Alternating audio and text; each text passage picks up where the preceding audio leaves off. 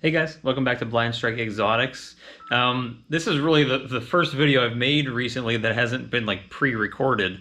Today is the 22nd of March, and I'm probably gonna end up posting this video today too.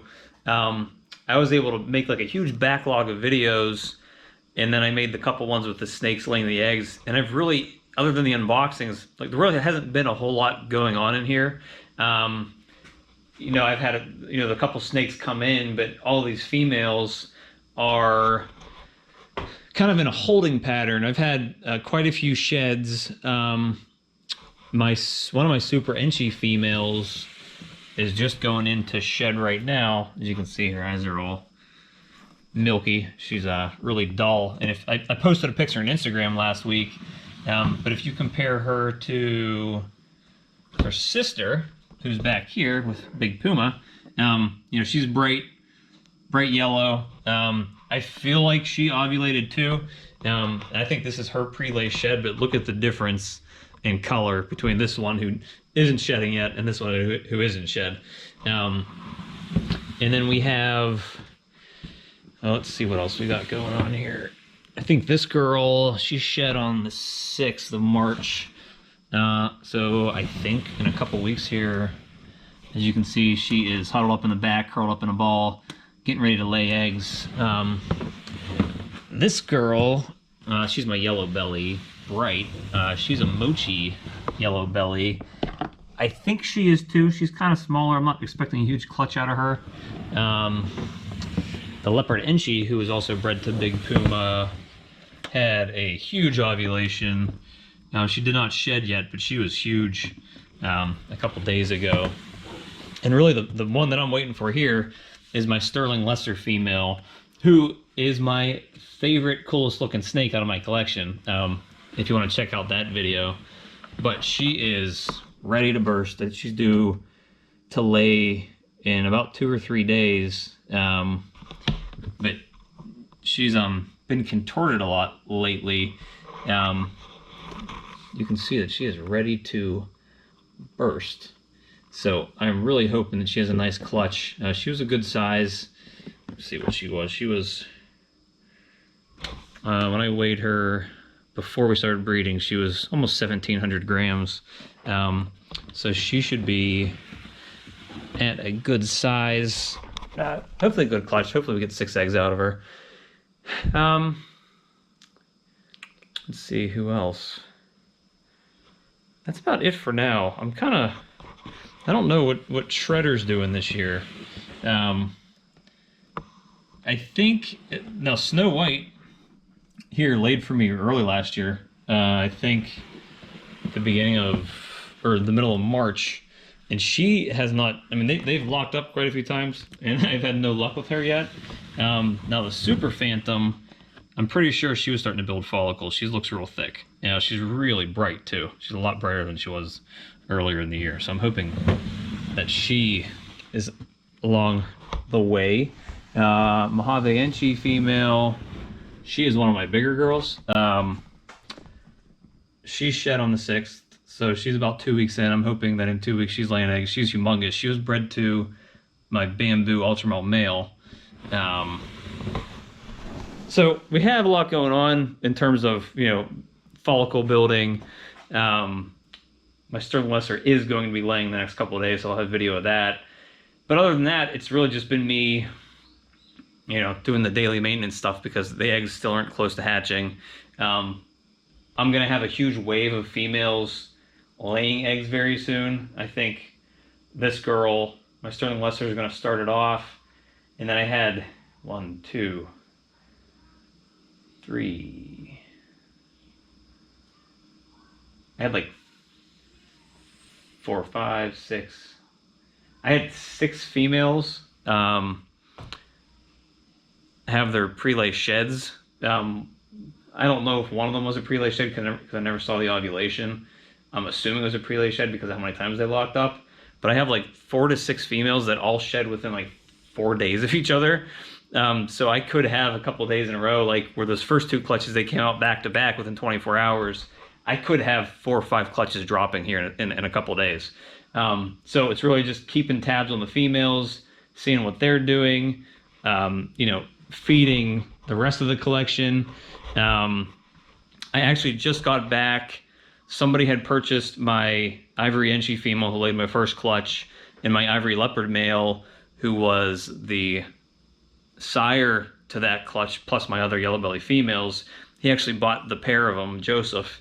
I just met him. He picked them up, and so I'm kind of, these are their tubs, so I have to, clean them out and, get them ready. It's always nice to have extra rack space in the big rack. I guess it's always nice to have extra rack space. Now, I got rid of them because I really don't need them anymore. The ivory leopard male, he was kind of just a stopgap until next year when my pastel phantom leopard highway male is ready to breed, and he will be by next season. I also have that super pastel leopard yellow belly clown male who can also breed to my freeways if I ever get any highway females. So they're kind of just unnecessary for my breeding plans in the future, so I decided to sell them off, and he wanted the pair, and it's going to be an awesome pair to have because they're going to make all ivory babies. Plus you have the ability to hit ivory Enchi leopards, which I'm hoping I hit. So it's a powerhouse combo. She has been crushing food. She's already back up to almost the weight she was back when I weighed her before the breeding season started, which is always good to see. So, I got, they've moved on from my collection at this point. I decided to sell Baby Butter here.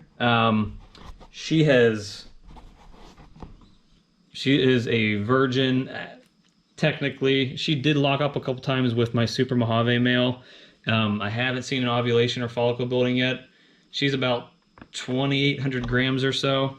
She's a super butter, super pastel female, and she likes to hang out in the water here. But she is a baby doll. If you are in the need of a beautiful, docile Blue Eye Lucy female, I do have her up for sale right now on Morph Market. You will not find another one of these, and she's a big girl, and she is super calm. And look at her eyes. Look how pretty her eyes are. They're beautiful blue, and there's even a little bit of pink in them too.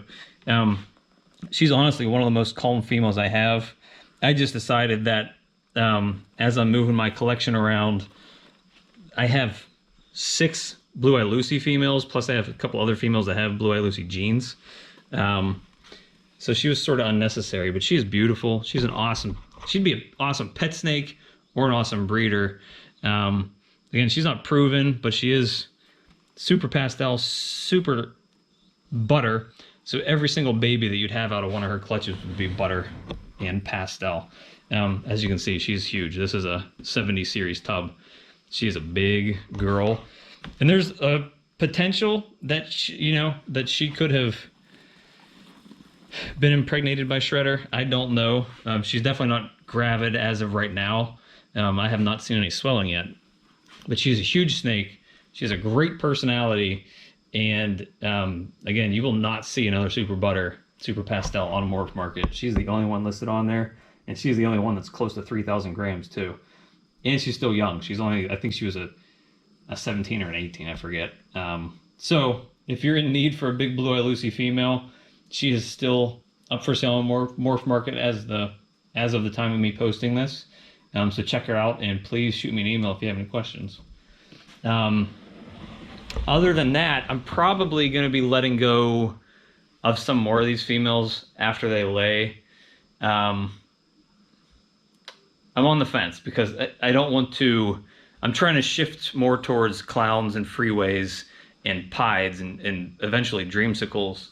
But I still want to be able. I'm not going to get rid of any more of my Blue Eye Lucies. Maybe one more. I might keep 4 of the females. And the urban camo stuff. So I'm definitely keeping, Oreo, my silver bullet, and my sterling lesser female. Probably my sterling female. I probably will get rid of my black pastel female after the breeding season. I might get rid of 3 or 4 more adult females after breeding season is over. just because I need to really shift everything to focus more on what I have going for me in the future. Because I have 3 plain pied females that are should be ready to breed, a pinstripe pied who will absolutely be ready to breed, a pewter leopard lesser possible pied female who will be ready to breed, my freeway pied, and a bunch of other pied and het pied stuff that I had purchased recently. So I'm really just trying to focus on those projects. And I don't, like I have a pastel leopard female here, and maybe I might keep her. I don't know. I'm kind of undecided on her too. She's beautiful. You really don't see adult leopard females too often. That might be the only reason I keep her, because they're hard to come by. So we'll see about that too. So I don't know. There's a lot of stuff happening. I have a lot of stuff to think of in terms of what I'm doing with the snakes in my collection.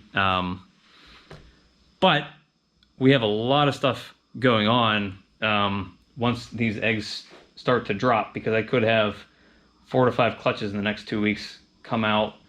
And I'm still pairing up the snakes that still didn't go. Hopefully Shredder starts making some headway here with his females, because I definitely want to hatch. I have 6 Blue-Eye Lucy females in my collection because I wanted a ton of Blue-Eye Lucy babies this year. They seem to be favorites of people in the hobby. Say hi, Maddie. Hi. Say hi. Look, you're in the camera. Ah! You watching Blippi? This is a big light. That's a big light. Look in the corner. Yeah. This. Yeah, that's the camera. What is that orange? That's how I hold it. Yeah. So now Maddie's in here, so we need to get back to work. She makes sure that I stay on task. So a lot of stuff going on. Not a ton right now, but in the next week or two, end of March, beginning of April, I'm going to be super busy. And then we're at that point also 4 weeks out from those eggs hatching. So I'm going to have a bunch of clutch videos, egg cutting videos, identification videos, morph ID videos, and then a big favorite from last year were the couple videos I did were the family videos, where I had the video of the parents with the babies. Unfortunately, I can't do that because I just sold both of the ivories. And I also sold the parents on the second clutch, which were the Superfly and Danky Kang. I don't even know if I really posted that. I ended up selling Danky Kang too, because I got the Sandblast male for the Urban Camo project, which is banana. And I had no need for the Superfly female. So they're actually gone too. So I can't do the family videos of those first 2 clutches, but I will be able to do the family videos, I think, of everything else, because the Sterling Lesser is bred to my Cinnamon Mojave GHI male, and I'm keeping him. And I think all the other males I'm keeping too, and possibly the females. So we'll be able to do the family videos with the other stuff. Maddie's trying to get her snake hook down so she can wrangle some snakes. Here. There you go. And it's also feeding day too, so I'm thawing out some rats right now, so that all the grow outs are gonna eat, and there may be 1 or 2 adult females. This pastel lesser, she's locked a couple times with Shredder, but she's still eating. Oreo's actually still eating too, and I'm trying to make sure that she stays well fed, because if she ends up popping out a clutch, I want her to be very well fed, because she's probably my best possibility of popping out any Urban Camos this year, since she's Super Cinnamon Pastel. That Super Cinnamon's kind of huge with the Urban Camo project. Hi, baby.